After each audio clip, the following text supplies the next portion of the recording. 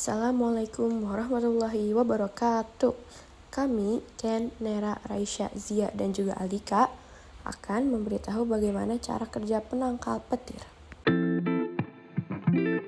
Nah, yang pertama, penangkal petir itu apa sih?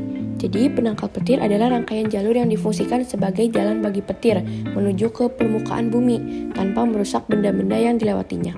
Ada 3 bagian utama pada penangkal petir, yaitu batang penangkal petir, kawat konduktor, dan tempat pembumian.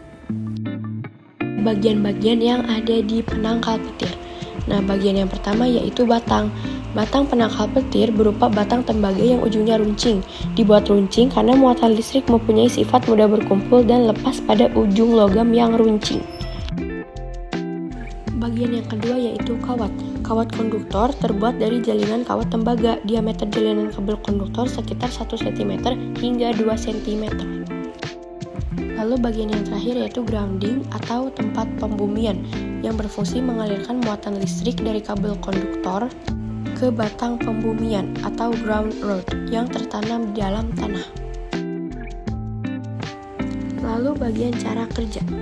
Jadi, saat muatan listrik negatif di bagian bawah awan sudah tercukupi, maka muatan listrik positif di tanah akan segera tertarik. Muatan listrik kemudian segera merambat naik melalui kabel konduktor menuju ke ujung batang penangkal petir. Ketika muatan listrik negatif berada cukup dekat di atas atap, daya tarik-menarik antara kedua muatan semakin kuat. Muatan positif di ujung-ujung penangkal petir tertarik ke arah muatan negatif. Pertemuan kedua muatan menghasilkan aliran listrik. Aliran listrik itu akan mengalir ke dalam tanah melalui kabel konduktor. Dengan demikian, sambaran petir tidak mengenai bangunan. Tetapi, jika kabel konduktor penangkal petir terhubung dengan kawat jaringan listrik, sambaran petir dapat merambat ke dalam bangunan melalui kawat jaringan listrik tersebut, dan bahayanya dapat merusak alat-alat elektronik di bangunan yang terhubung ke jaringan listrik itu. Selain itu juga dapat menyebabkan kebakaran atau ledakan.